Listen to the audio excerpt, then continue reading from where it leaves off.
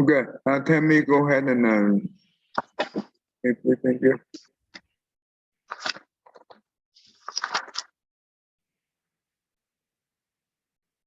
Tell me.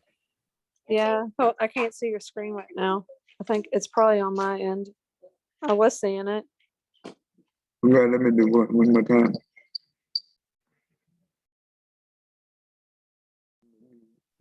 Yeah, there it is. Okay. Namo Fundamental Teacher Shakyamuni Buddha. Namo Fundamental Teacher Shakyamuni Buddha. Namo Fundamental Teacher Shakyamuni Buddha. Thank you. Stop saying that.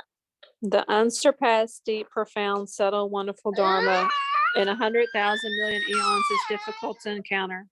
Now that I've come to receive and hold it within my sight and hearing, I vow to fathom thus come one's true and actual meaning. Thank you. It's all right. Okay, good. Okay, good. So last time we learned about the benefit of Bodhicitta, right? Okay.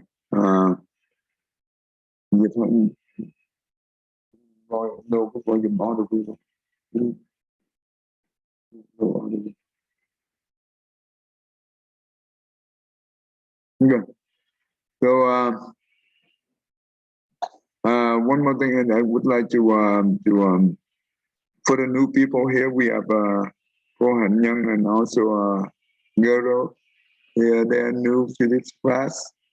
So I will quickly to introduce you the concept of the Bodhicitta. In Buddhism, especially Mahayana, right? So Buddhism, we have two main traditions. One is Theravada. That means they are focused. They are they are the most conservative, and they only follow the original teaching of the Buddha. And the Mahayana is the more liberal, so they are the one who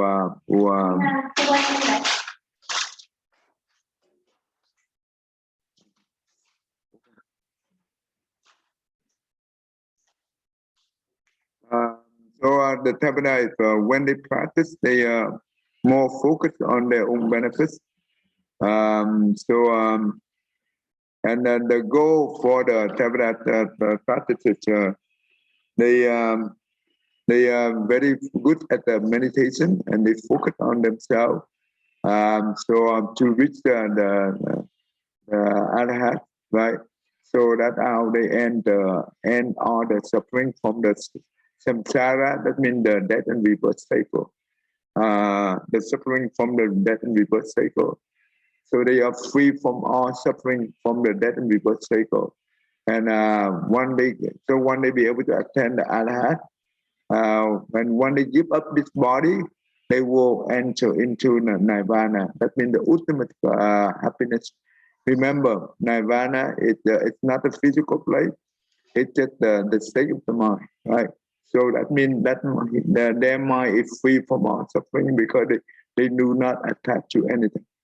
So therefore they no longer suffer in the death and rebirth cycle. But for the Mahayana, it's different. So they focus on practice to benefit themselves. At the same time, they can also benefit others. For example, when we are, let's say that if we are a student, right, we are a high school student, and you can also become the tutor and teach the young kid, the elementary kid or middle school kid. You don't have to be the college to finish college to get the degree to be able to help others. No, you don't have to, because the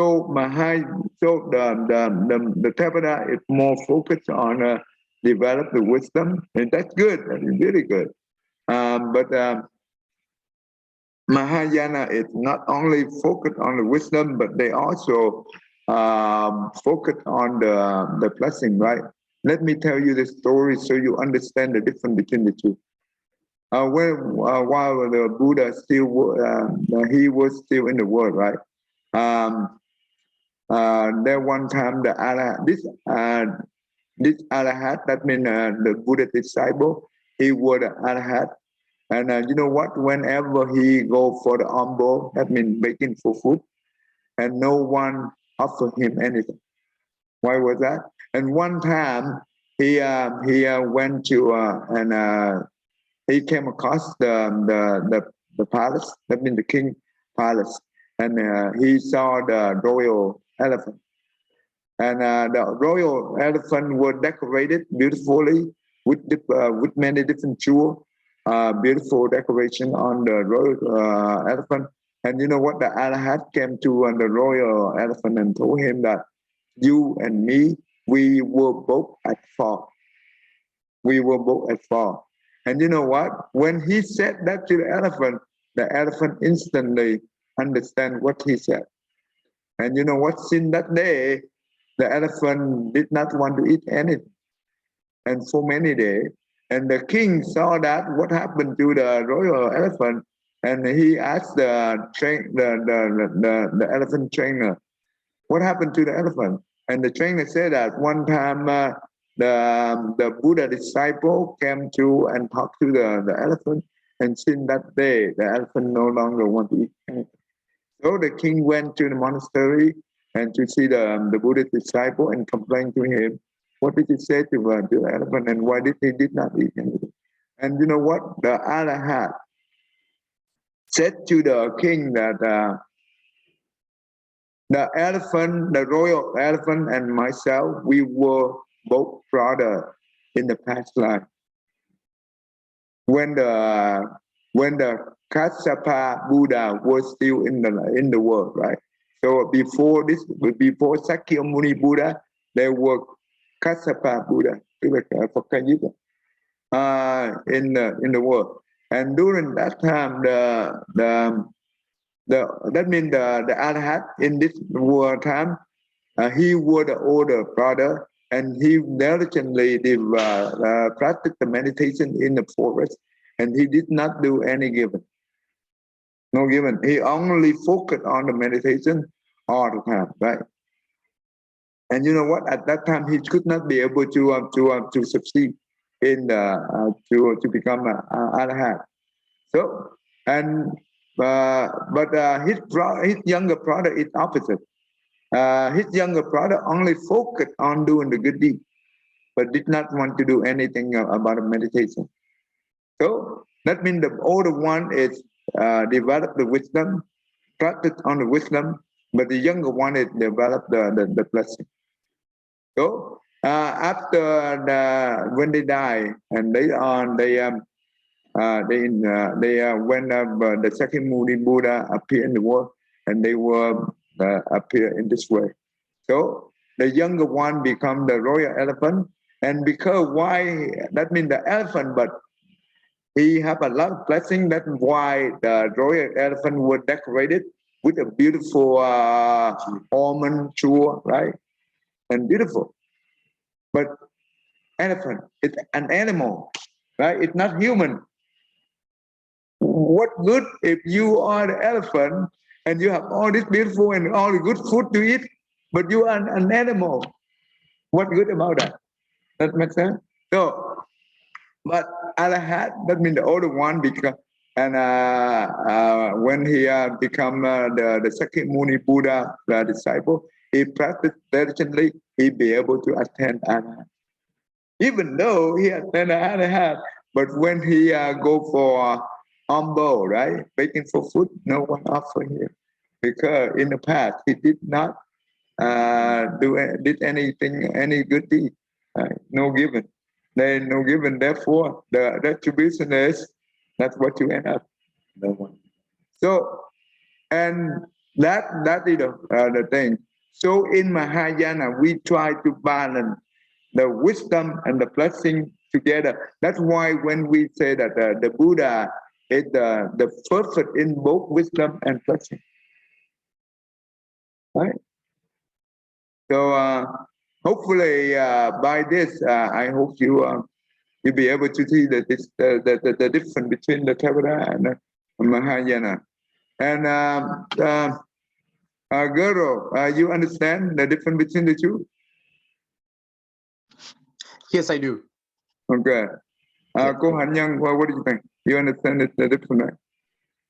Yes, after you explain.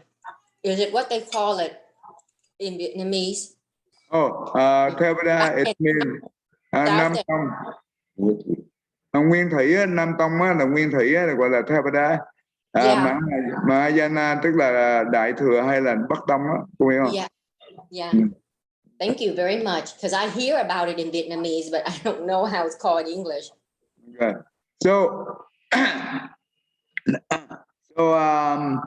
and what is the beautiful teaching of the Mahayana is the Bodhicitta. That is the foremost important in the beautiful teaching of the Mahayana. And no, I mean the Bodhicitta. It means that the mindset want to benefit others, the living being, right? And what are the motivation for the mindset to benefit the other? It's love and kindness and compassion.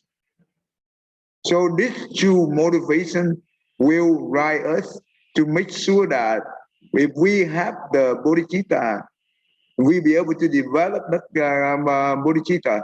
That means we always want to practice the love and kindness and compassion. And you know what? In this Bodhicitta, you develop both wisdom and blessing.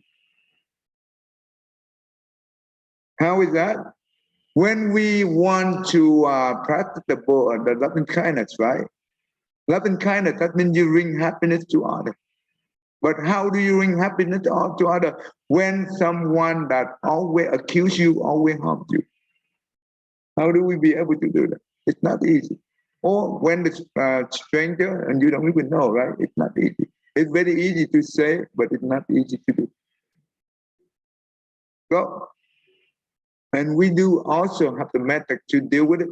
So when I was so in Buddhism, when we're talking about a common affinity, right? I teach it to the kids to do the presentation. One of the topics they do the presentation. So the common affinity, that means the connection we have in the past with others, right? And the connection could be positive and negative, right? So affinity that could be near and far. When we're talking about the near affinity, it means that who are the near one? Our loved one. Parent, children, sibling, husband and wife, relative. That's what we call near. Far, that means friend. One in a while we see them. It's far. But regardless, near or far, they do both have positive and negative.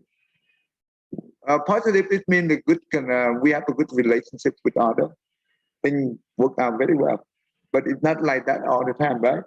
Do we always have positive all the time? No, we don't. Sometimes with parents and children, sometimes we also have a rough time too, right? Sibling, the same thing. What about husband and wife? That's even worse, right? Argue. So when we have a good time, that means positive, everything good.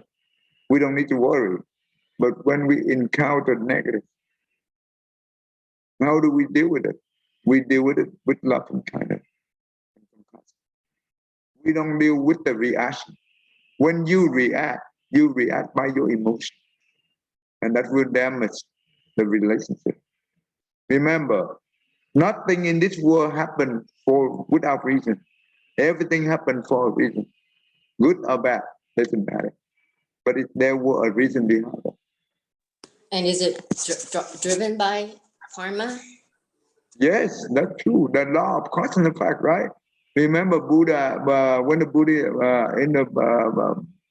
Buddha teaches us about originate, dependent, originate, dependent. It means that dependent arising or dependent conditioning. That means it's everything is interdependent.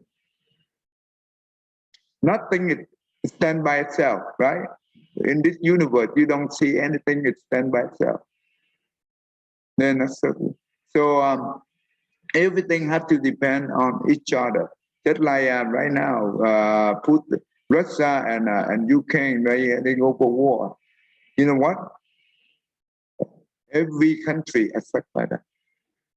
And when the COVID hit us, right, the whole economy, the world economy, it affects because we are interdependent. This is the Buddha teaching. So, due to this, if this thing here, then if with this here, and that will happen. If this is not here, that will not happen. Right? For example, when the economy flowing smoothly, that means the supply chain is smoothly flow. But what happened when one country shut down? That means the supply chain is also interrupted. That means with this, that will happen. Without this, that will not happen. That is the interdependent concept. And everything is also due to our cause and effect and the karma we have prayed in the past. So when negative things happen to us, we have to take things as with mindful. Don't take things with our mindfulness, because we can cause a, just like when we pray a bad deed in the past, right? That means we are the death. And the one we harm other, that person is represent for the debt collector. That makes sense. And you know what? And now we come together to do to the relationship of debt and the debt collector that we have in the past. That's what we call karmic affinity, right? So we will become a family member, become relative, become and that's how we have to pay for it easily. Because when the stranger, it's easy for us to walk away. But for the loved one, can you be able to walk away easily? No.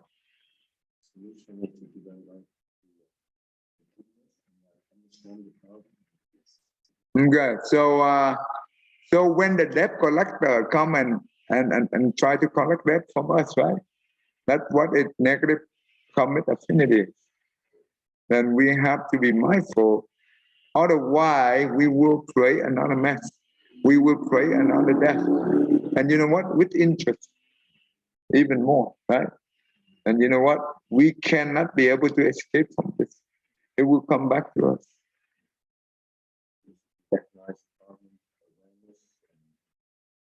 Because it not only affects to whatever we build up, right?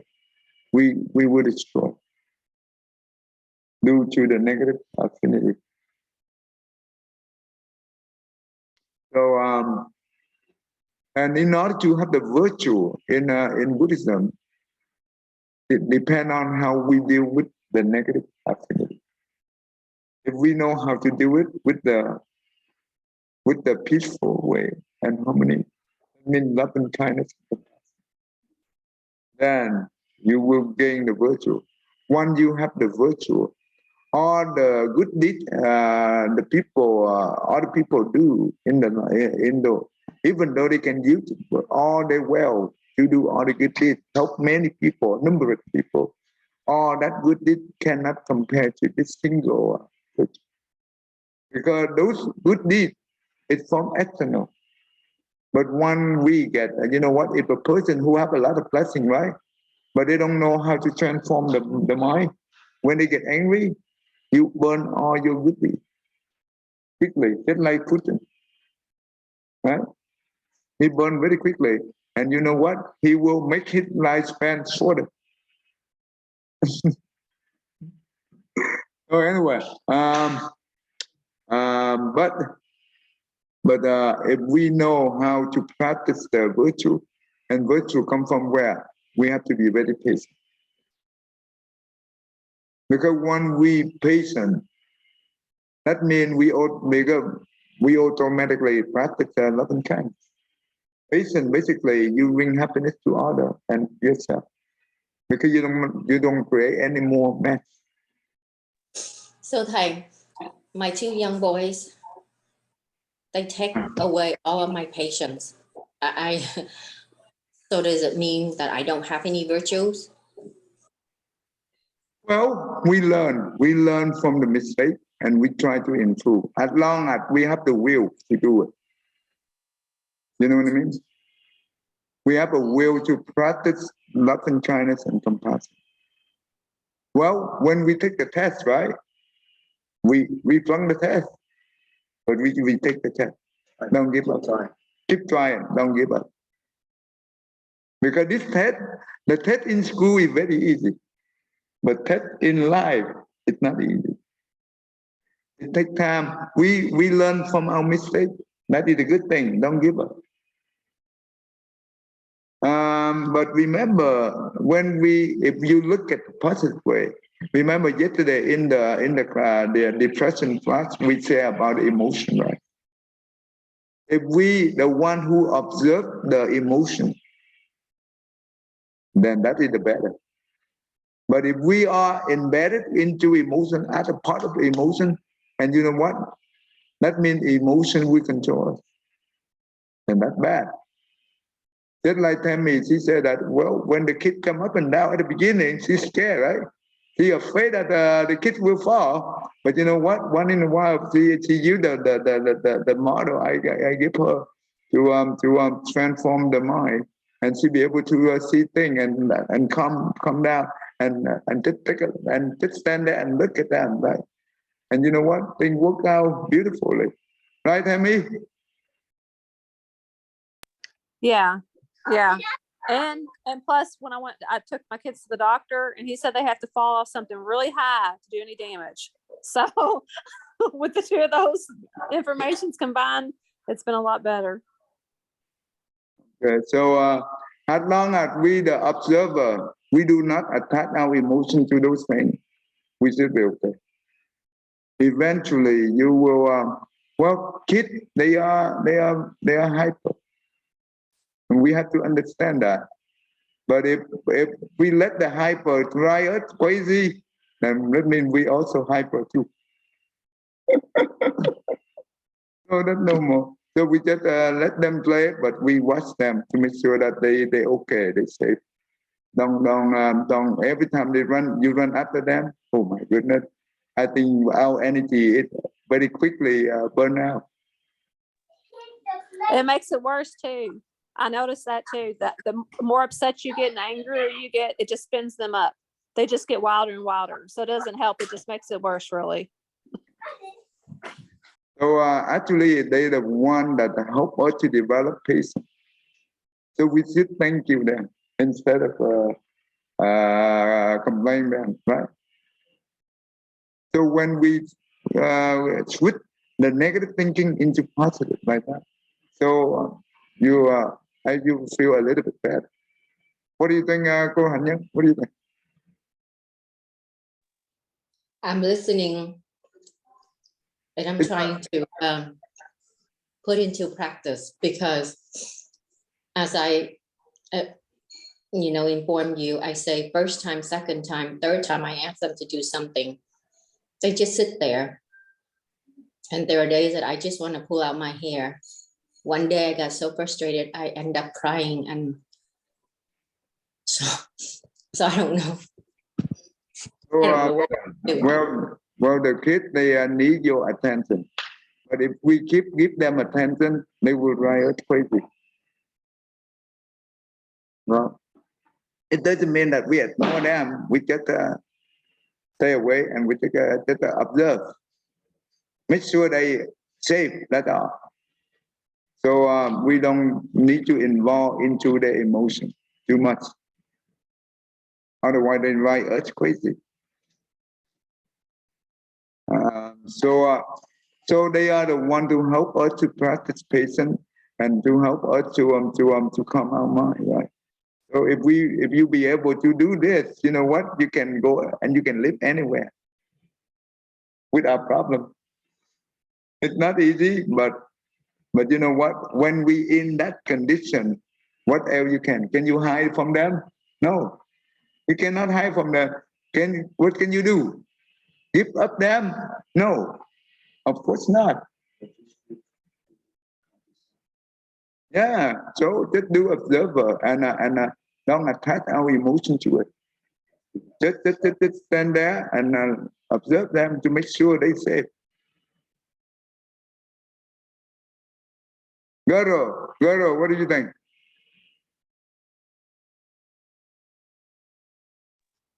I was just reflecting on the virtue of helping others versus helping yourself, Yeah, and how it's difficult to help other people when we ourselves are hesitant or we're in a bad place.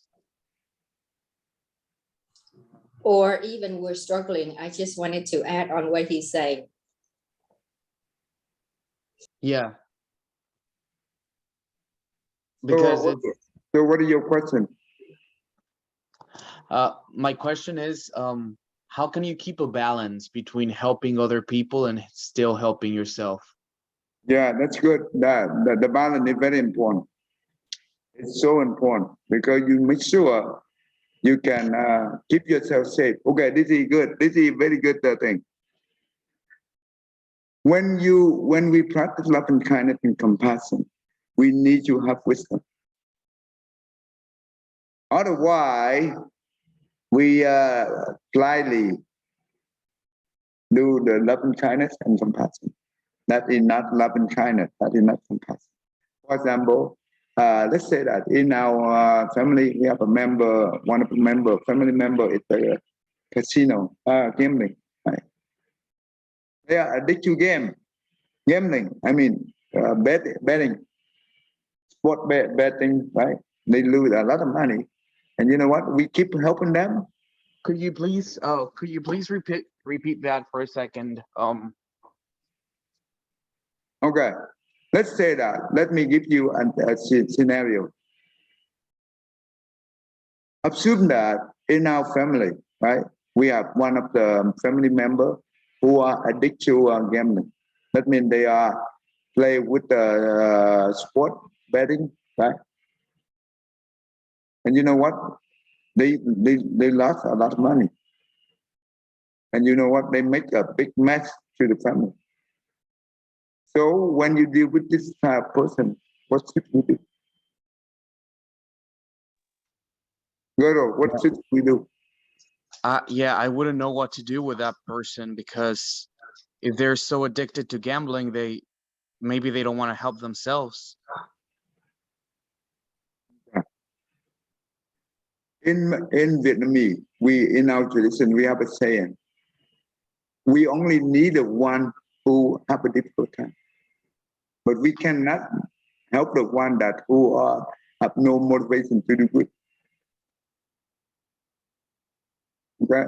If they encounter difficult time and they need help, yes, we can offer help, so they be able to overcome their difficulty. But you know what? When they addict to those things, doesn't matter how much you put in. You just put into the bottle without bottomless, without bottom, right? That's even worse. And you know what? When we slightly do that, that means we say that we do this because of the love and kindness. That is not love and kindness. You help him become even more addicted. And you know what? That will become the burden of the family. And you know what? That will be a mess. And how could you help them? Okay. In order to help him, when we help the good people, we can use the love and kindness and compassion like normal. But when you deal with this kind of person, addict drug, addict gambling, you don't use the normal love and kindness and compassion. It doesn't work. That is not love and kindness and compassion. So we have to use the wisdom, the sword of wisdom, just like the sword, right? To chop up. That means we have to be very strict. We have to protect ourselves and protect our loved ones first. And we make sure, even though he owns so much debt, he cannot be able to stand up and do anything. Let that be. let him suffer as much as he can until he be able to feel the pain. And make sure the pain that he has, hopefully that pain will carry with him for a long time. So make him to remember. So next time, he would not repeat the same thing. Let's say that he come down to the point that means, let's say that he, but remember, when we do this, doesn't mean that we hate him. No. At any moment, we should not have any ill will or resentment toward the person. Only have love and kindness and compassion. This is the way we practice love and kindness and compassion to this kind of person. We make sure that once he feels the pain, and that pain will remind him, next time don't do it. If he come to the point that means it's that means it's let's say he end up in homeless. Well, at that time you can help him to feed him and to give him something, but don't pay for his debt. Then gradually we help him to make sure that he know this is bad. Don't repeat. Yes, I would like to help you, but I want to help you to be good. I don't want to help you to be bad.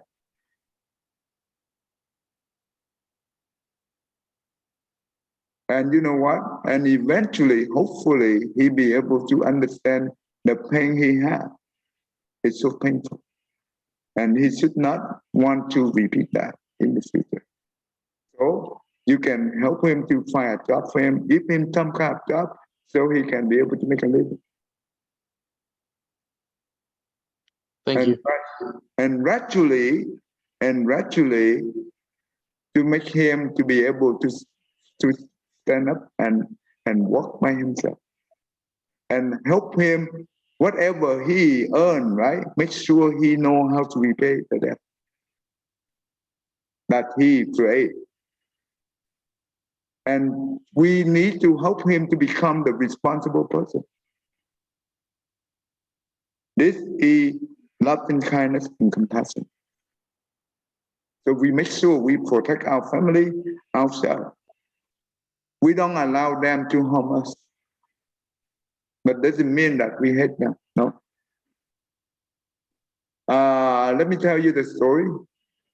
While the Buddha is still in the world, right, there was the king Ajatasattu.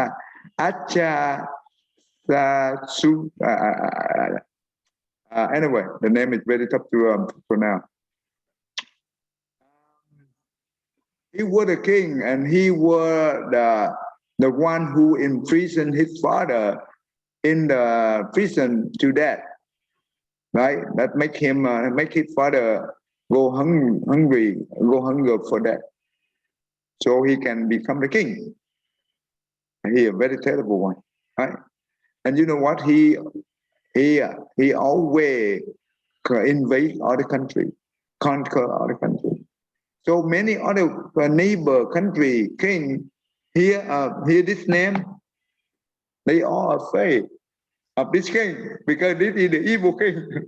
And his own people also afraid of this king because he's the one who killed his father. And you know what?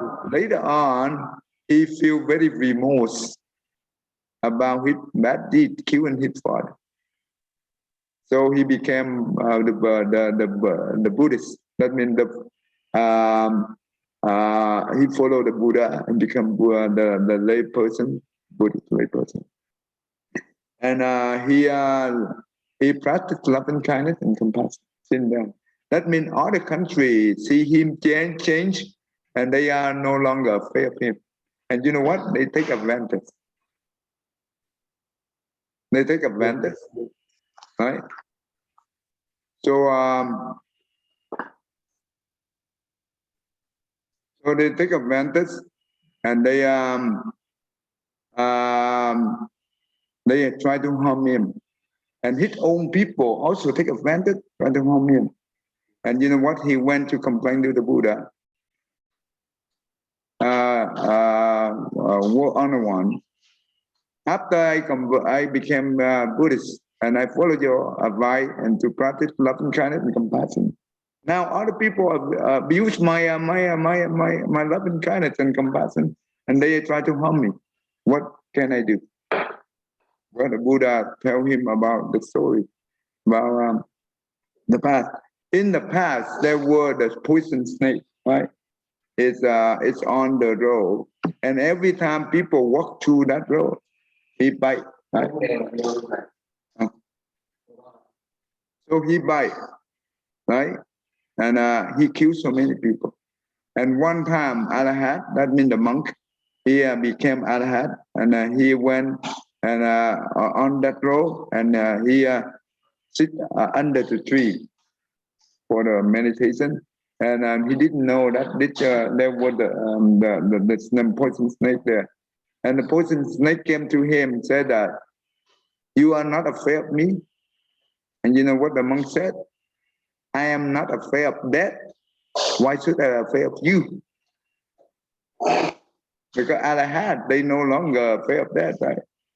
They are the one who be able to ending all the rebirth, death and rebirth cycle. No longer in that cycle.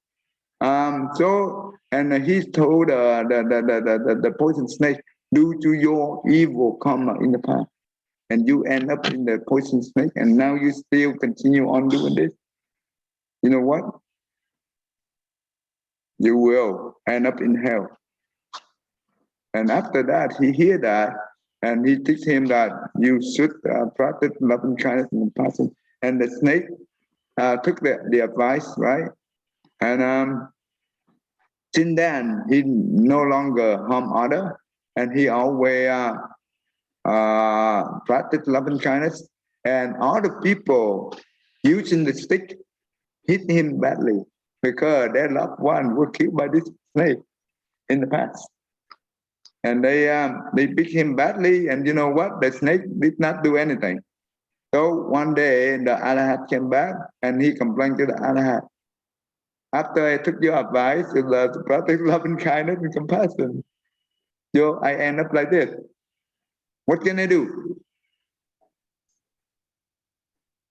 Well, the monk said that I told you to treat others with love and kindness and compassion, but I did not say that you don't protect yourself. You need to protect you. You don't allow other people harm you. You your own snake. That's how you protect you. But at any moment, don't have any intention to harm others. No, don't have any ill will, resentment against others. So when the Buddha returned to the current life and told the king, "You are the king. You are responsible to take care of the citizen, and you make sure that the country needs to have the law. You need to enforce the law to make sure that the citizen have the good place to stay, and they can live happily. So, and you are the king. Your duty is to protect the country, and protect your own people. So you are allowed to protect, but at any moment do not have any intention to harm others. This is love and kindness and compassion. Does that make sense to you, Chira? Yes, it does very much. Okay. So this is important. Don't do things lightly, right? We harm us, we harm others. Okay, so that's why with the Bodhicitta, when you know how to develop the loving kindness, compassion, that means when you see other suffering, you feel the suffering of others, it's like yourself. You want to find the way out to help them. And after you have the method, you can help them to lessen their suffering or even get out of the suffering. So that is the compassion. So And to the point, if other people harm us, try to abuse our love and kindness and compassion, we should protect us. We should keep a distance. But doesn't mean that we have any ill will against them. This is virtue. Thank you. One day, if they are the one later on, let's say that they end up in a situation that lie and death, right? And you know what? Should we help them? Yes, you should. If they are in the situation lie and death, and they are looking for help, this is the very precious moment. Because this moment here, if you take advantage of this moment to help him, this is the moment that you can be able to transform the negative affinity we have with them in the past into positive. Well, not even talking about forgiveness. Because if we practice like this and we don't have any ill will or any resentment arise from our mind, what else you need to have? Forgiveness.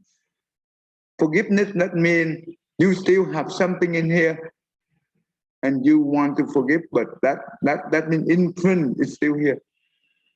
That forgiveness is not good enough. Until no more, that means the power of evil cannot arise in our mind. That is the truly forgiveness. Right? Cô Hạnh Nhân, you understand, right? Yeah. Dạ thầy.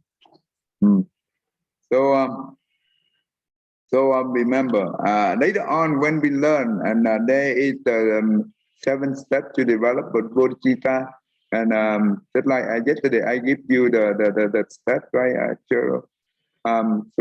It's important. So it's not only you learn the principle, you also learn the method to practice. Otherwise, if we learn the principle and we don't have the method to apply to help us to benefit ourselves, to benefit others, and what does that help? It's just an empty principle, right? It will not have any good.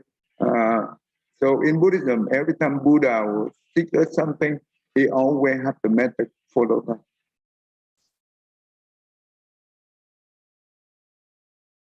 Okay, all right. I think it's that's good, right? Let me move on.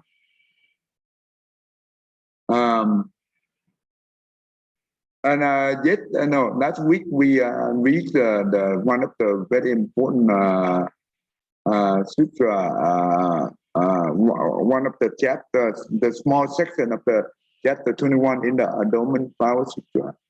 In that Endowment Flower Sutra, that means when the Bodhisattva doing the giving, right? He gives everything. Whoever come to him, regardless positive or negative affinity, he's ready to give even his own body, his own head, his own whatever the part of the body they asking for, he gives up.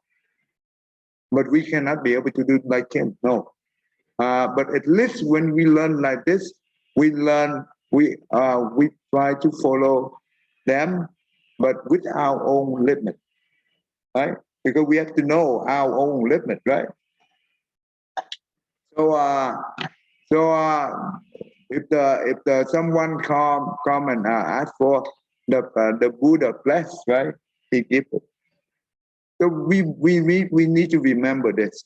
When the Buddha teach something, there is a metaphor in that too.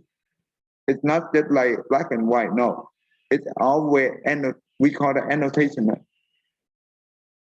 The hidden meaning under that. So we have to. So when let's say that someone come and ask for the Buddha, the Bodhisattva bless, and he willing to give. Think in this world, when the people is so think they are very rich, right? But they are very selfish. They are very stinky. And you know what? And they never practice any given. And you know what? They not even help their own family, not even help their own children or parents. They not even be able to buy food or buy things for themselves. They so stinky like that. I witnessed that person in this world already.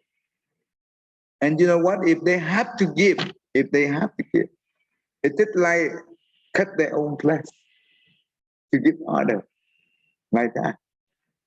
So when we're talking about cut your own flesh in this scenario, we need to understand in this way. So when you give order, right? So in the Mahayana way to practice giving, when we give, we try not to give in the form of the self. That means when we give, we don't see ourselves as the giver. We don't see order as the receiver. We don't see the object that we given as the gift. Because that means we just do it with no self. And you know what? What is the why the Bodhisattva practice the given with the mentality of no self? What is that important? Why that's so important? But most of the time when we do the giving in here, right? We always give with the self. Because we want to become famous. We want other people know us doing this. We want to have the reward in later on in the future. Those kind of given is self. It's the mentality of the self. Jero, you understand so far? Yeah. Yes, I do. So, but why the Buddha teaching is no self, given at the no self notion of no self? Why it's so important? I think it's important because whenever you think of no self, you stop making a boundary between you and others. Therefore, giving to somebody is more about receiving the gift of giving than giving itself. What do you think, Go Han Young? What do you think?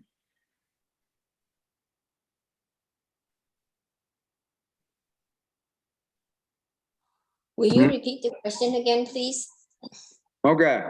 In Mahayana teaching, right? When we practice giving, we should given in the form of no self.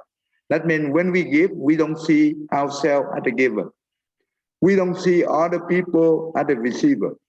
We don't see the object that is being given.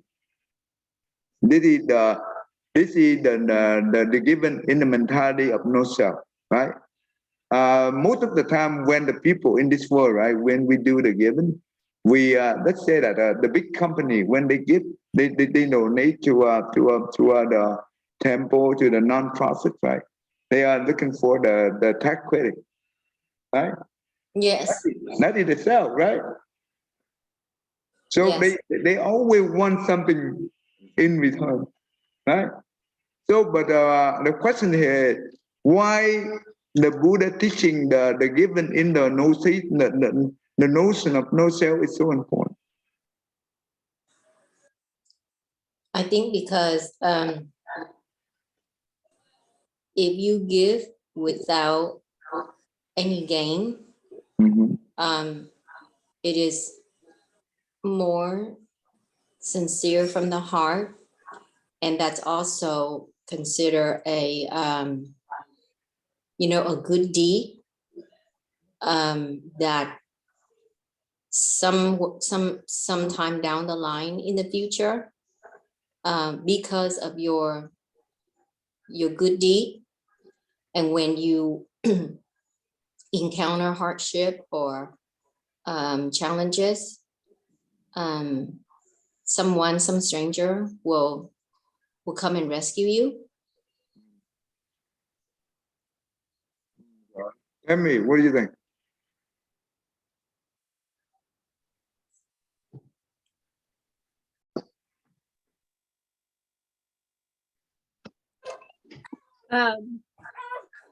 So giving is non-self, that I agree with that. You know, it's good to think of it that way because you're taking down the barriers between yourself and others. But just as far as being generous, I think it's important because not even to go into it to have expectations that later on, if you're in need, that's, you know, that you're going to get helped, but that will be the end result. But just to be able, when you give, then you can receive. So it takes both. So the more you give, the more you receive. But that, of course, the more you give without wanting to receive in return, the more bountiful you'll be. And what do you think? Because compassion, love and compassion, you don't have to return.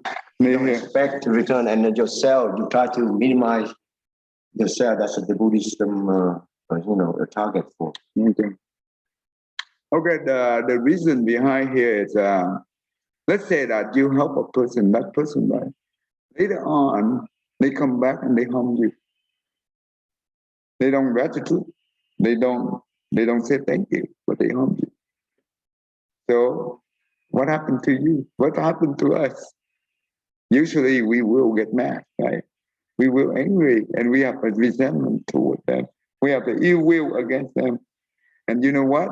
And we even withdraw from our good deed. This is bad. So if we have the notion of no self, we given, because whenever the chance that come to us, even this is the affinity. This is just the affinity that we have. That is the time that we have. So we just give for the affinity. But you know what? If that people come back and they harm us, we just say that, oh, maybe our affinity it's no longer. Well, it's temporary end, and it's okay. That's okay. So we don't continue to help him, but it doesn't mean that we have any ill will against him, and doesn't mean that we will withdraw from our giving to others. We continue to do our giving with other people, regardless this person treat us good or bad. This is important because we don't want our practice is withdraw. If we have any ill will and withdraw, who will be harmful? We harm ourselves because we harm our bodhicitta. We harm our love and kindness and compassion. So this is bad, right? So the whole idea here is, doesn't matter other people, we help them, they treat us bad, it's okay, doesn't matter. But later on, if they encounter very difficulty, just life and death, should we help them? Yes, we should. Doesn't matter. They harm us already, and now they come back, they ask for help. If they in the situation they need really definitely, they definitely need help, and we see that, we should help them. This is truly no self. Because when we do things given, we don't ask for the result, but the law of the cause and effect. You don't ask for it, it will come back anyway, right? Because that is the law of cause and effect. You ask for it or you don't ask for it, it still come back. But when you ask for it, that means you limit your mind. You have the boundary, and therefore the blessing is also within the boundary. But when you don't have if you don't expect, and that means your mind is raised, if a vase, just like the empty space, right? It's no boundary. And the result come back to you, it's no boundary. That means you will enjoy the blessing that beyond the imagination. This is important. So if we don't learn this, we don't understand the true law of cause and effect, and we don't see the benefit behind it. Does it make sense to you, Chiro? Yes, it does. This is important. So, wow, that's really good. Today, I just review about the Bodhicitta, and we end up like this. That's really good. That is a good discussion. That so next time we will continue on learning this thing. This is the teaching. It the guide. Okay, let me go back here. A guide to the Bodhisattva way of life. This is one of the books written by Santideva, and he was an Indian guru in the, I think it's in the 8th century, I guess. And this is one of the famous books in Tibet. They love this book so much, and you know what? They using this book to teach you to not only the monk and the nun, so to the regular people, because they want the regular people to be able to understand how to develop the Bodhicitta. This is wonderful. But in Asian, we do not, unfortunately, we do not focus on this much. But I think this is very important teaching. Okay, any questions so far before we stop here? Cô Hạnh Nhân là Tammy Chero. Any question? Any question is we read and learn this one and study this one, the guideline, and then many thing is you need to practice. That's very important, and see how much it benefits for us, but not anyone else. Well, when you have the technique, then you actually know how to practice, and yeah, it will take time to practice, but if you don't know the technique, then of course you don't know how to practice. And also we need to know that you can teach it, like how to measure it, how much benefit every time you practice, and you can feedback by yourself, and then you can observe and see how much benefit and by the practice it. And that's a very important thing.